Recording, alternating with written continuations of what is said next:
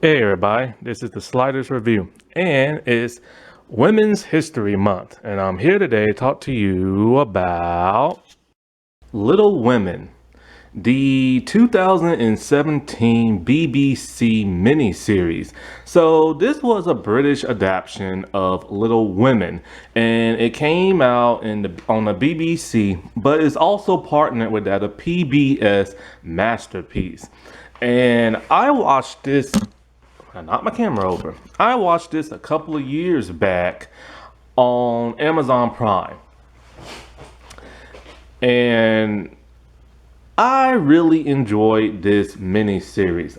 I had never seen any of the other adaptations of Little Women.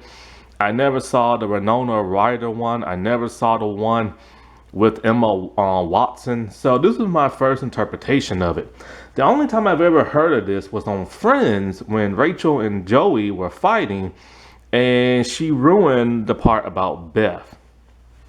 So other than that, I never knew what a Little Women were. And, growing up as a young boy and teenager, I had no interest in seeing this. But I wanted to watch this because Willa what's Willa's name? Fitzgerald. She's in this. And so when I heard about that, I wanted to watch this and stuff. But I had no idea of the other celebrities in this series that I was a fan of and stuff. And one celebrity I instantly became a fan of because of this movie. Now, of course, this is an adaptation of Louisa May Alcott. And this is based on her life. Loosely based on her life and that of her 1863 novel. And that's really cool that she based this on her life, of her and her family struggling, her three other sisters, all they went through, and how she became a writer. And she is extremely famous. She was a feminist, she was part of the suffrage movement, and oddly enough, when she died of a stroke, I think at 55, or in her 50s, she died only 2 days after her father died. And I personally believe she died of a broken heart and the shock of her father dying and stuff. Because we all knew how much she loved her family based on the movie and stuff. Now, she never married in real life despite the character Joe being based off her. And when it comes to that Louisa, many people assume she might be a lesbian. And other people assume she might be a trans man. The reason why people feel she might be a trans man is because there's a line in this movie that I heard that made me think, that she wishes sometimes she was born that of a man and didn't have to wear dresses and could wear pants and stuff like that. So many people have taken that as her wanting to be a trans man. Now, back in my day of growing up in the 80s and the 90s, they just would have called that a tomboy, a boyish type girl, or they would have called a drag king or something like that. However, tomboys seem to have disappeared in their identity and people are just now calling them trans and stuff. And I assume that being trans means you literally had a cosmetic surgery to become the other gender. I guess now it's kind of like blurred lines that where if you're born a gender and you want to be another gender, but you have yet to transform into that gender, I guess now they call it trans and stuff, which is making it more confusing for somebody like myself who don't understand and stuff. It's just I need to understand these things, you know what I'm saying? I like learning and stuff, and I like showing respect, and I need things to be simplified. Because it just seems like every couple of years, the LGBT community just keeps evolving more and more, and things are getting blended into other things. And whatever happened to bisexual people? Seriously, whatever happened to them? Because there's so many other sexualities out now, and they all sound like bisexuality. But anyways, but other people believe she might have been a lesbian because she never married. And when you watch the movie, you see that her best friend is a guy, but she keeps telling him that she loves him as a brother and nothing more. And it breaks his heart and stuff. So people might have believed that she secretly might have been like a lesbian or something. But, we'll never know because, well, she's long gone and stuff. I find this movie to be very good, very pleasant, but I really want to watch a more theatrical version of this to see what all they left out, what they added, which version is better because this is just a TV miniseries and it's a good one at that. But theatrical stuff sometimes can be a bit better and they bring more stuff to it and they don't leave as much out. But this is 3 episodes and they're each an hour, about an hour long, 40 some minutes or so. And I'm just really curious to see what the other adaptations are like. But this movie is heartwarming, it's touching. You've experienced stuff like this in your life, especially now that the pandemic, when one of the characters gets scarlet fever and stuff like that, and another one is sick and hurt and stuff like that. It deals with like pain of loving someone and never being loved back. It deals with, that parent, doing the best they can, and the child, like, having to get a job and help out, and having a bunch of siblings that you either like or don't like, and so this is one of those great American classic stories and stuff. Which I'm very surprised that it was adapted for a British like show and stuff. But Heidi Thompson is the one who created this, and she is best known for what's it called? Called The Midwife, which is a show I've talked about on here before. Now Vanessa Caswell, she's the one who directed it, and she did a really good job. Although I really hate the theme music for the intro. There's just something no, and I don't like the intro that much. It's just I didn't like the music to that. Now, when I watched this, I watched it on Amazon Prime, but you can watch it anywhere now on a bunch of free apps, Tubi, Freevee, and stuff, so you don't have to pay like I did and everything. But wow, I'm very shocked at the cast in this because I was not expecting to get such like people I've now recognized and stuff. And you know, I am still shocked at a lot of the famous people in this. Like, I can't believe like I actually recognize some of these folks and stuff, and I'm happy about that. Because normally when you watch something brand new that you've never seen before, there's always a bunch of new actors and stars, and and it's just kind of like you get used to knowing them and stuff like that. Now I've only watched this twice. So when I first watched it, I only knew of like four of the celebrities in here, but now I know like everyone except for the mother, father, and Beth. I still have no idea. I've never seen them in anything else. And so, just to get a rundown of some of the characters and stuff. Oh, first let me just say, rest in peace, Michael Gambon. The second Dumbledore. Now 2 Dumbledores are dead. Oh, that's so sad. I've seen him in a couple of other stuff. Such a great actor and stuff. I believe he's Irish. That strong voice of his. Oh, it was so sad to hear him die. And rest in peace, Angela Lansbury. Who died 2 years ago and everything. She's best known for Murder, She Wrote. She acted for 80 years of her 93 years and stuff of living. She acted straight up to like, the year she died and stuff. If you never heard of Murder, She Wrote, do some soul searching online and try to watch some episodes because it was a really good crime drama from back when I was growing up. And I haven't seen it since, it last aired and stuff. And I didn't even know they made 4 movies and the last one came out in 2003. And yeah, man. So, rest in peace. And she's Irish too, I believe. Maya Hawke. She plays that of Joe March. And that, of course, is based on Louisa. And this is my first time ever seeing Maya act in anything.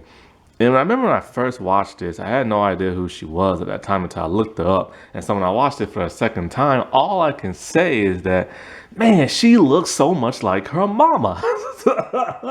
Every time and every scene she's in, I just kept seeing Uma Thurman. And I love myself some Uma Thurman. Now, Ethan Hawke is her father. This was her very first acting role, and it shows because she's a little green at times. She is good in this role.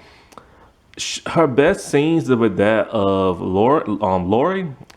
Theodore Lori, and like also when she does when she talks like in her monologues in that Shakespearean type way, like those are her best scenes. And so like she is good in this role. It's just every once in a while you can tell this is her first time acting. And she's been in a bunch of stuff since. I've seen her in Fear Street, the first movie, but she only played like the cashier and she dies very early. So I haven't seen her in nothing else, and I really would like to see her in more stuff. To see like if her acting like has improved and stuff. Plus, I just want to see her in more stuff because I really enjoyed her in this role, and I just like looking at her and stuff because she reminds me so much of her mom, man. Like Uma Thurman. But she is Joe. She is the second oldest, and this is what the movie is based around her life. She has long flowing hair. She wishes she was born a guy. And like, she loves her family to death and she loves to write. Like writing is her passion. And this book takes or a movie, the setting takes place during the Civil War, I believe.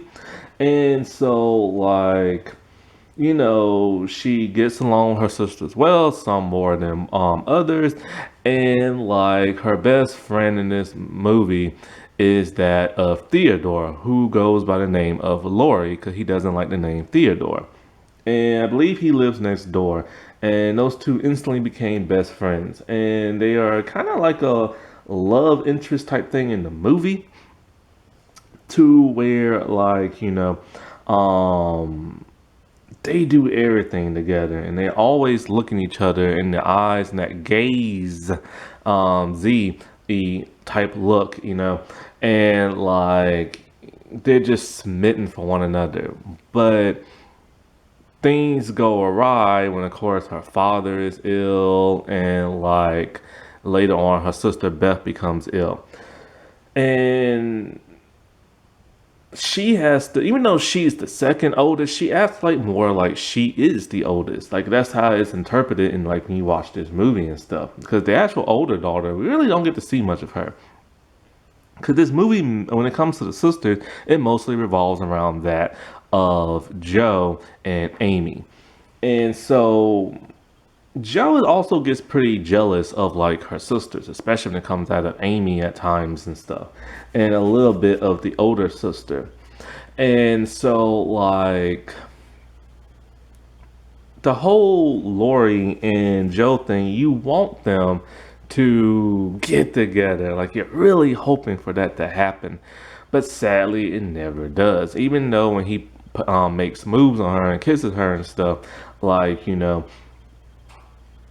at times she'll ask him to stop. And when he wants to marry her, she just keeps breaking his heart, telling him that, he she loves him just like as a brother but nothing more. And it's really heartbreaking when you see her break his heart and he's crying and stuff. But she doesn't want to stay in that town forever, so she moves away. She becomes like I think they call her a governess or something like that, where a woman lives in a home with a single man and his kids, and a spinster type person, which was actually looked down upon back in the day. And so, because every interpretation I've ever seen of a spinster or like a governess, what you would call it, they're always looked down upon. 'Cause they're like, oh, no single woman should live in the house with a single man who has kids. And you know how uptight they were back in those days. And so, especially the women. And so, like, she ends up falling in love with a Professor Bear. And the thing is like, it sucks because, like, dude, why don't you just go to be with Lori and everything? And of course, it breaks Lori's heart when she writes letters about Bear. But then when Beth really gets really, really sick, she comes back home, and then later I believe she marries him in the movie, and then she started like some type of like boarding school, I believe for like boys or something like that. Which she never did get married in real life, like Louisa and stuff. And when it comes to Louisa, she actually made a sequel called Little Men, which I don't know if that got made into a movie or not. Now, Jonah Hauser-King plays Laurie, and I now know of him from the Prince Eric in The Little Mermaid. Michael Gambon plays his grandfather. His grandfather at first is a little mean. Like whenever anybody plays the piano at his place, he does not want nobody playing it. But then he later lightens up when I think he sees, I think was it maybe Beth or Joe play it or something like that. Now, Willa Fitzgerald, which is the reason why I even watched this movie, I've been a fan of hers since Scream the television series when she was the final girl and the lead in that series. I've also seen her in Reacher, and she's a really good actress. Like the three shows I've seen her in, she's acted completely different in, and she is really good. And so she plays Meg, the older daughter, and she's based off of Anna. And so the movie doesn't really revolve around Meg that much, even though she is the oldest. We know that her whole thing in life is just wanting to like find that special guy, marry him. She goes to a bunch of parties that, Amy is not able to go to because she's younger, and Beth just doesn't want to go. But then sometimes, like, Joe will go with her. And so she ends up falling for John in the movie. Like John is played by Julian Morris, and I know him from Pretty Little Liars and this one sorority slasher movie. And so, like, those two were just destined to be together. Now, John ends up going, I believe, into like the war, and he gets hurt, and you don't know if he's gonna live or die, but he lives. And so, cause it's just like, man, all these people getting sick and hurt, like, are they ever gonna die? And then somebody does die in the movie, and so like. The passage of time in this movie is, I wish they would put years on it because so much time goes by. So they get married, and Aunt March, who's played by Angela Lansbury, said that, the first one of you getting engaged, she'll give these pearl necklaces to. But, since, you already getting married, might as well just give them to you now. And so after they get married, the next thing you see her in, she is pregnant. And I'm just like, wait, when did this happen? So I wish they would put years on this movie, because the time just goes by so quickly, and years pass by in this miniseries, but it doesn't feel like it because nobody really ages in appearance. They all just look the same until you get to the last scene where she's all like, I'm getting gray in my hair, and she looks a little bit more older. I'm just like, oh yeah, I guess time has passed by that much because your kids are a little bit older now, and it's just like. I think like probably 5 years passed or something like that, for the whole passage of this movie, and it's hard to tell at times. And so she gives birth, and she tries to make, I think, jam, and she's having a hard time like that. But other than that, the movie really doesn't focus on her that much. Now, Meg also became a author, a novelist in real life. Amy is the youngest, and her name is an anagram for May because most of the girls have May in their name before it gets to their last name. And Amy is played by Catherine Newton, and this is the second time I've ever seen her. The first time was in Bad Teacher, which I didn't know who she was at that time, and she had a really small role in that.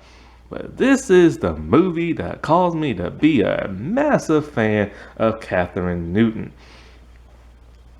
Because, like, Oh, excuse me, because like there's this really uncanniness to her acting that's mesmerizing. And what's so mesmerizing about her is her facial expressions. Her facial expressions are some of the are literally the best facial expression I've seen out of any actor or actress. And her facial expression all comes from her eyes. Her eyes are very captivating. They just lock you in because they're always changing, but they hypnotize you, man. This is why so many people are a fan of hers and stuff. And like, she was of course in Ant-Man Wasp Quantumania, which, and then she was also in Freaky, and she was really good in Freaky as well.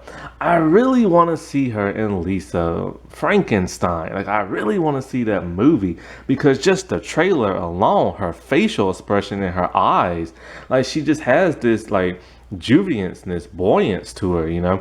And so I just became like a huge fan of hers because of this and Freaky and some of the other stuff she's been in. Oh, also, did you know she plays golf? Anyway, she plays Amy. Amy is the youngest and is a little bit of a brat. And when it comes to the focus of this movie, it focuses on her and Joe.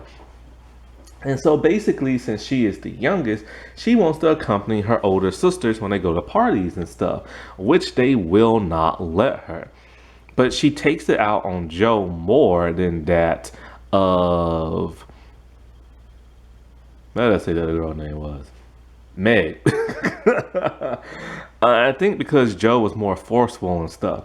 So she decides to do a very evil and bratty thing. She decides to burn Joe's book that she's been writing, just in a bunch of scattered papers. And she legit burnt them. This causes Joe to be furious and slap the taste out of her mouth. And because of that, Joe wants nothing to do with that of Amy anymore. But Amy, being the youngest and not realizing what she did was wrong and loving her older sister, just wants to always accompany them. So when Joe and Lori are out ice skating and stuff, she wants to go with them. But Joe doesn't want her to, which causes the ice to break and for Amy to fall in, which causes Joe to have a change of heart as Lori is trying to rescue her. And so whatchamacallit. And so this causes her to turn around, and we just get to see the youthful nature of her, which when she goes to school, she likes to eat something called pickle line or something like that, which, man, money was so cheap back then. You can get like a whole bag full of them for 25 cents. Well, she brought them to school, and there's a girl who's like her bully and stuff. So you feel bad because she has a bully at school. When it comes to this movie, you're either going to be a huge fan of Joe or you're going to be a huge fan of that of Amy. And the teacher is no better because when he discovers she has these pickle things, he makes her toss them all out the window, which first he wants her to do them one by one, but she gets furious, takes the whole bag and just like tosses it. Then you see her get spanked on the hand with, I don't think it was a ruler. It was like a long pointing stick or something like that. Which, yes, teachers back in those days used to beat their students. And that ended all the way into the 90s and stuff. Or to the 80s or so. And no, I take that back. When did they stop doing that?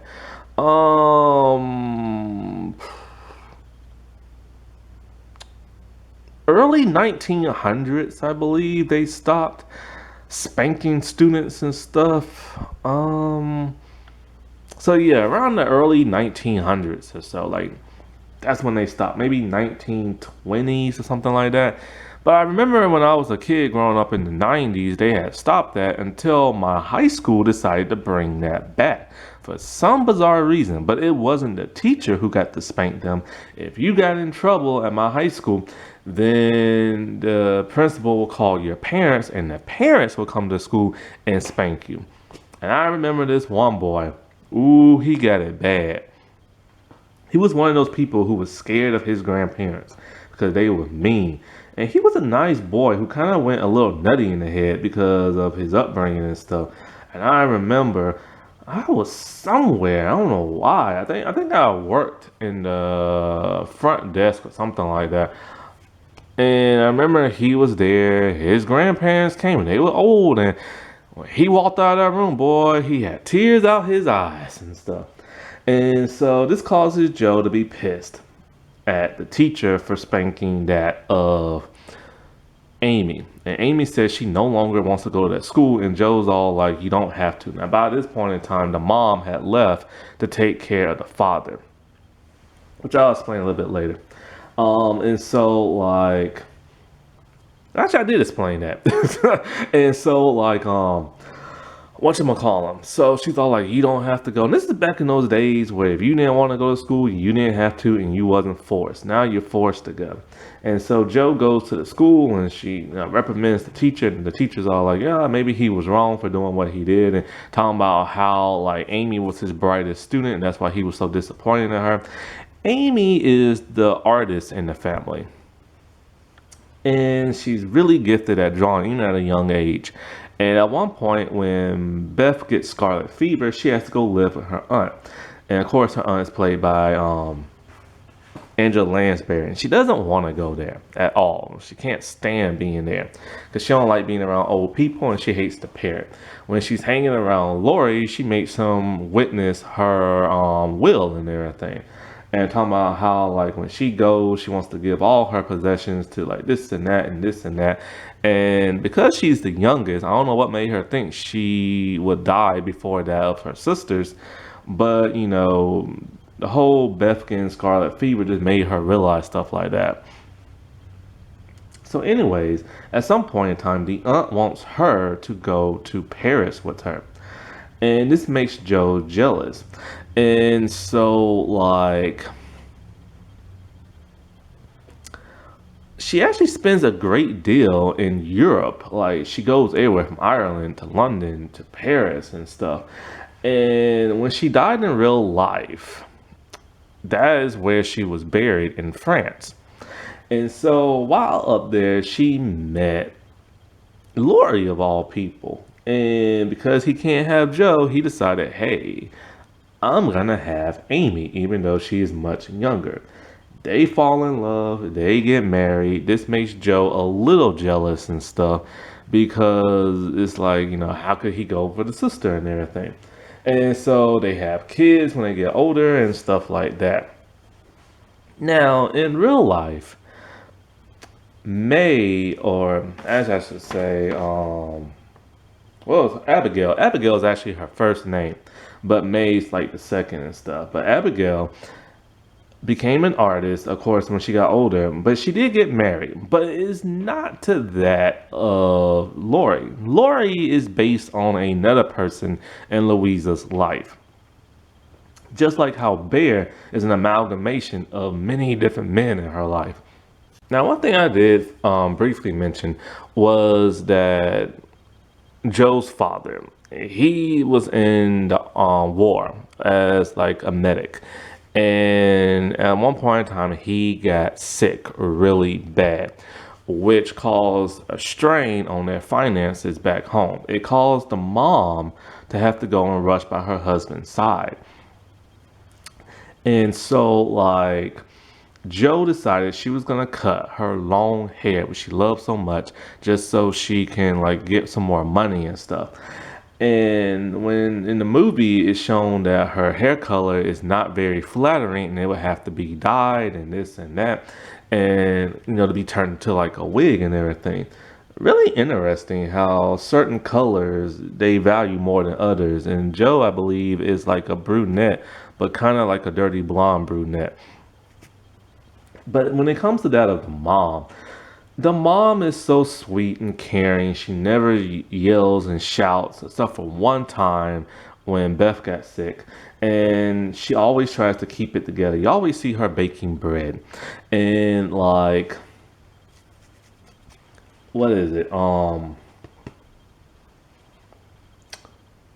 She has like her kids go visit this one family and stuff and bringing them bread, and she always tells like Joe, like, She always tries to keep her calm. She never tries to get upset. She always tries to keep a demeanor to herself. She's very soft spoken, but we do get to see her shout just one time when it comes to that, when Beth got sick.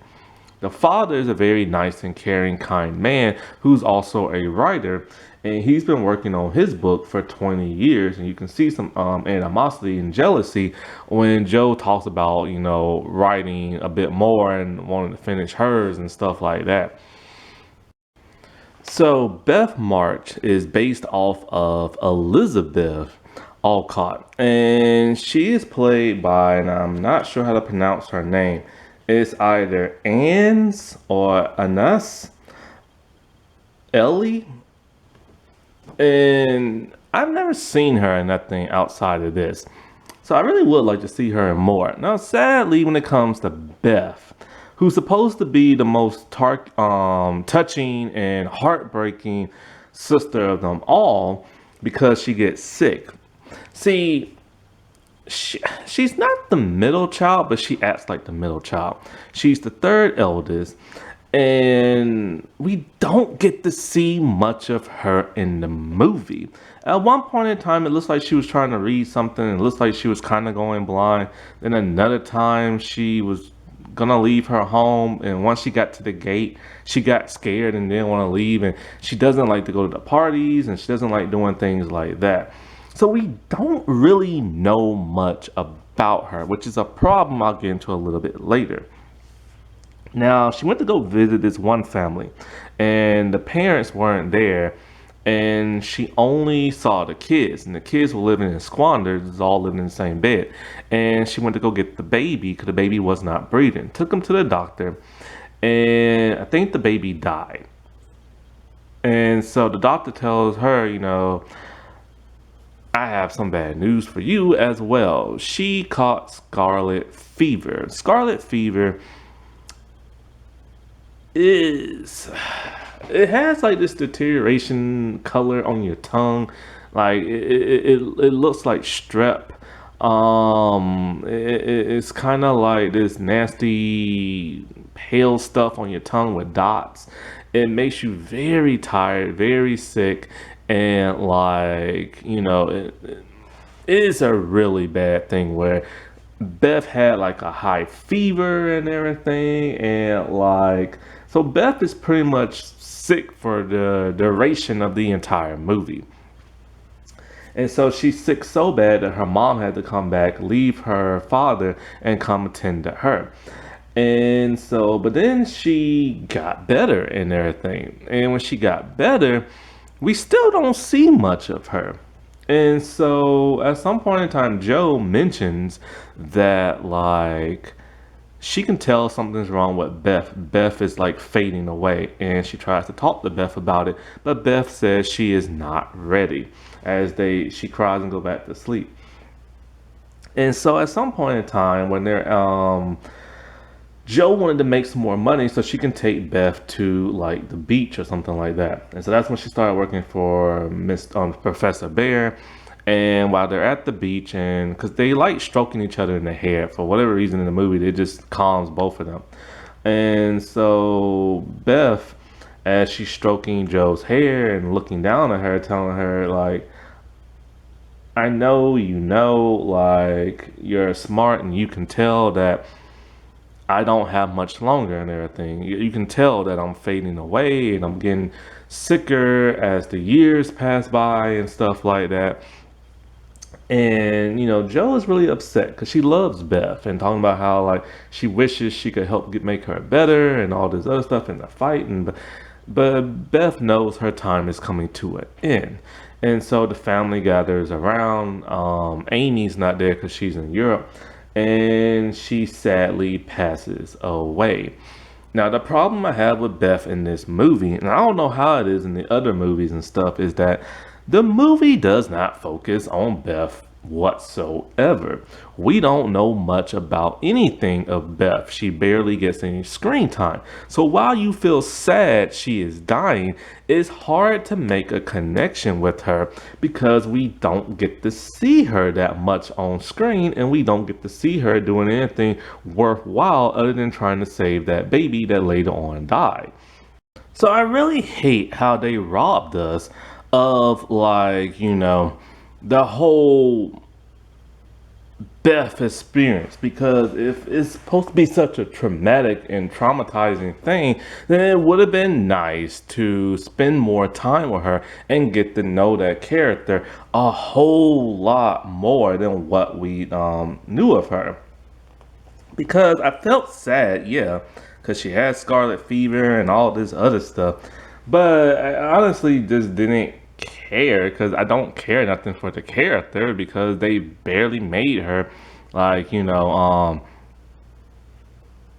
character in like this movie. So that's where this miniseries kind of flounders a little bit, because this is supposed to be a very, very, very emotional thing. Because I remember in Friends, when Joey found out that Beth dies, he was really upset. And I'm all like, oh, that must be like a big thing. So when I watched this movie, I was like, it's not a big thing. I'm really glad that Heidi Thompson made this movie, and I'm really glad that PBS brought it for their masterpiece thing, because PBS, for the last decade and a half, they've been doing a lot of British series and stuff. Well, they aren't the ones making it, but they acquired it from like Britain and stuff. And there's more British type shows and movies than there are like American. But I really did enjoy myself watching this movie. It was really like, pleasant. Like, that's the only way I can really think of. It was just like a nice, pleasant movie that was enjoyable. It had a lot of great characters, a lot of good acting in it. Like, I really love things where character or actors bring their characters to life. I remember like Maya Joe performance reminded me a little, just a little, of Haley Steinfeld's Emily Dickinson performance in the show Dickinson, which I talked about before. Like the way when she does her Shakespearean stuff when she's monologuing reminds me so much of Emily and stuff. And I just really wish we could have gotten to know the characters of Meg and Beth a bit more, because I just wanted to know more from them and stuff. Other than just like, their one note, like, characterization and stuff. And, it was really sad to see Laurie have his heart broken from that of Joe, because you really was rooting for those two. When it comes to the love of John and Meg, that was rushed by so fast. They barely had any screen time together. They just fall in love, get married, and all this other stuff. And it's like, yay for them, but you wasn't like rooting for them. Now when it comes to the mom, like she said, like when Beth was dying, she felt so bad because for some reason that was the only child she never had a plan for. Because sadly, back in those days, people didn't marry for love. It's basically, if you have a bunch of kids, they live with you until you're an adult, and they try to find a way to make sure you can make it in life. And especially if you was a girl, they will always try to find a guy for you to marry, and it's basically somebody they pick and everything. So if they was friends with somebody else who had a kid, they would try to get those two married and put them off on each other. And of course, after that, they would meet and they were forced to fall in love and stuff like that. And it really does suck. That's how life was back then, because they couldn't financially take care of the kids, and they had to make sure the kids are taken care of, or they get older and stuff. And it's just, even back then, Americans were struggling, man. It's like, well, all these politicians just like get to keep their money and piss it away on whatever it is they want to buy, and pay their bills when they're in debt, and like just they enjoy their lives and vacations and stuff. That's how they stick it to you, man. And it's like there's so many people living in poverty, and like they're homeless people and stuff like that. That don't make no sense. Happy Women's History Month, everybody. All right, well, I'll talk to you later. Bye.